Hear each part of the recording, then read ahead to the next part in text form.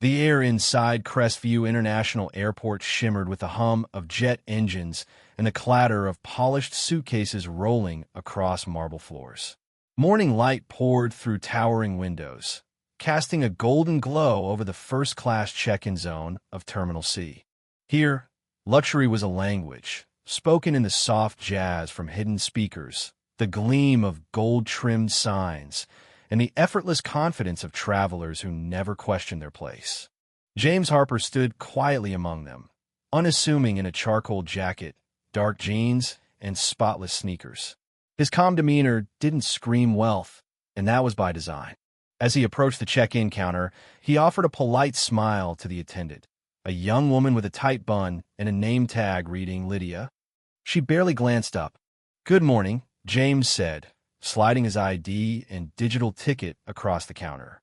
"Checking in for flight 420 to Seattle, first class. Name's James Harper." Lydia's eyes flicked to the screen, then to him. Her smile stiffened.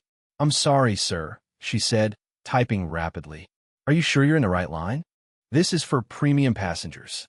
James raised an eyebrow, not annoyed, just curious. "I'm sure. That's me."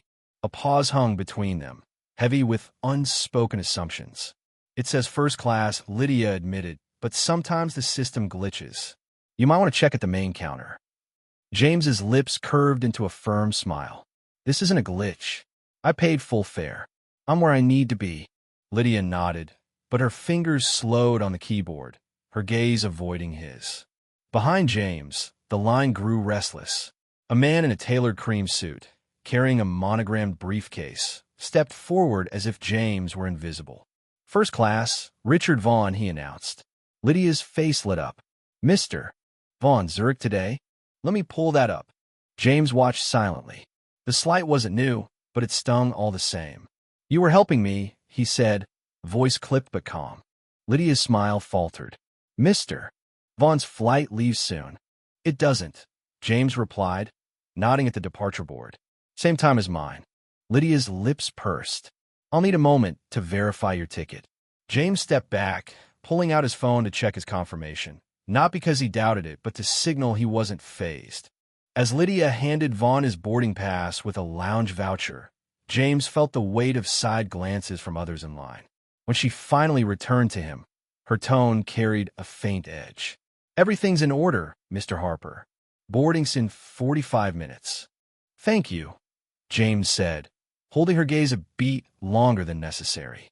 He walked away, not to the lounge, but to a quiet corner by the tarmac view windows. He typed 3 words into a secure app. Incident 1 logged. Inside the Sky Elite Lounge, James faced another test. The receptionist, Claire, hesitated when he presented his Elite membership pass. "This is for Sky Elite members only," she said, her smile polite but guarded. James showed his digital credentials, but before Claire could respond, a security officer named Garrett interrupted. "Just a quick check," Garrett said, his tone suggesting otherwise. "We've had reports of unauthorized access." "Reports about someone like me?" James asked, his voice steady. Garrett didn't answer. The silence spoke louder than words. James complied, showing his pass again. Cleared, he entered the lounge, where whispers followed him. A woman in a silk scarf gestured to a staffer, her words faint but clear. "Could you check him?" James sat by the window, opened his phone, and accessed the airport surveillance feed, a hidden system most employees didn't know existed. He watched the staffer radio for backup, the woman's nervous glances, and Garrett lingering at the entrance. His finger hovered over a button to record all. Not yet. The pattern continued. At a secondary security check, a staffer named Paul flagged James for a random screening despite his verified credentials. In the VIP restroom, a janitor assumed he was in the wrong place. At the boarding gate, a passenger mistook him for a porter, and the gate agent, Sarah, delayed his boarding to prioritize others, claiming special guests took precedence. On the flight, a stewardess named Emily mocked his request about a connecting gate, smirking as she mimicked his voice.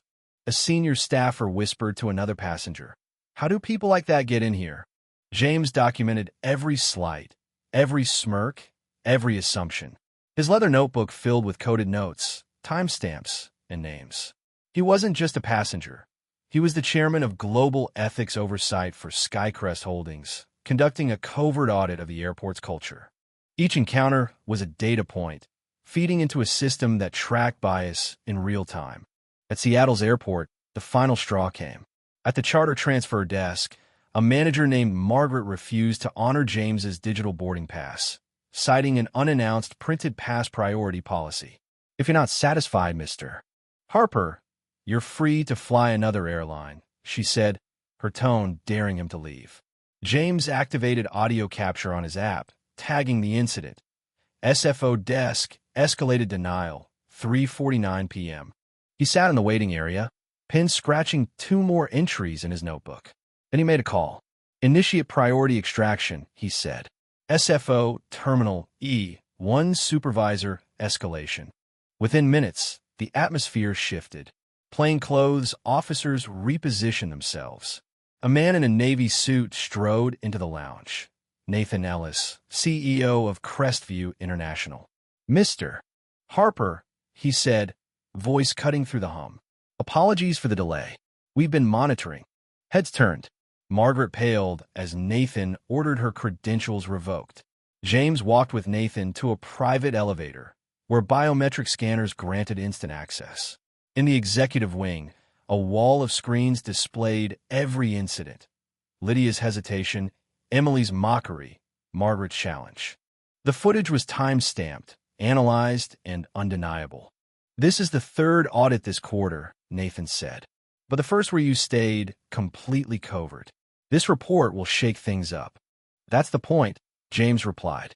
"They're only honest when they think no one's watching." James flagged 14 staff for review, suspending 12 immediately.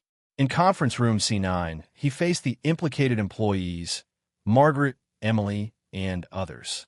"I spent 14 hours in this airport," he said, his voice steady but piercing. "I was dismissed, mocked, and profiled. Not because I broke rules, but because I didn't fit your idea of first class. Every moment was recorded. Some of you failed by inaction. Others failed deliberately." The room was silent. Margaret stared, defiant yet shaken. Emily's confidence crumbled. James projected a list of suspended names. "This isn't punishment," he said. "It's alignment. When culture drifts, it must be corrected, publicly." The fallout was swift.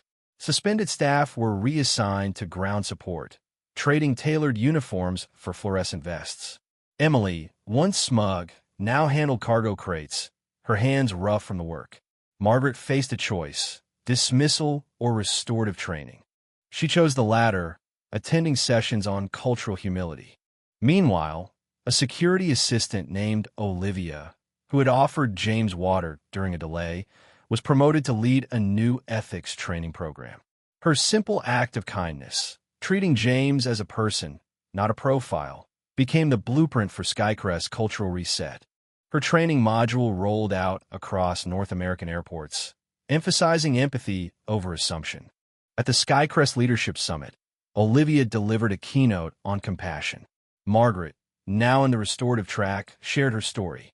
"I failed," she admitted, voice trembling. "I saw a man who didn't fit my mold and chose bias over curiosity. They gave me a chance to learn, and I'm still learning." James took the stage. "Forgiveness isn't forgetting," he said.